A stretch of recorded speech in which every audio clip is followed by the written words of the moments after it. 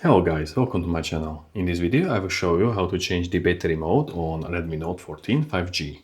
So let's get started. First open the settings, scroll down and tap on battery. This section lets you control all battery related settings including battery mode. So tap on current mode and you will see the battery mode options here. First one, balance mode.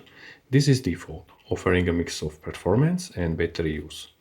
Battery saver extends battery life by limiting certain functions. In this pop-up window, you can see details about what this mode will restrict. And the last one, Ultra Battery Saver, is an extreme power saving mode designed to maximize battery life. It reduces power consumption by limiting phone performance, lowering screen brightness, and switching to a simplified interface with a dark theme. And this is it. You can add some applications here and use basic functions like calling and messaging.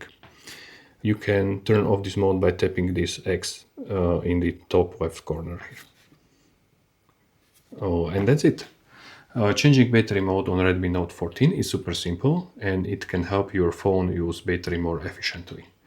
If this video helped you, don't forget to like and subscribe for more smartphone tips and tutorials. Bye!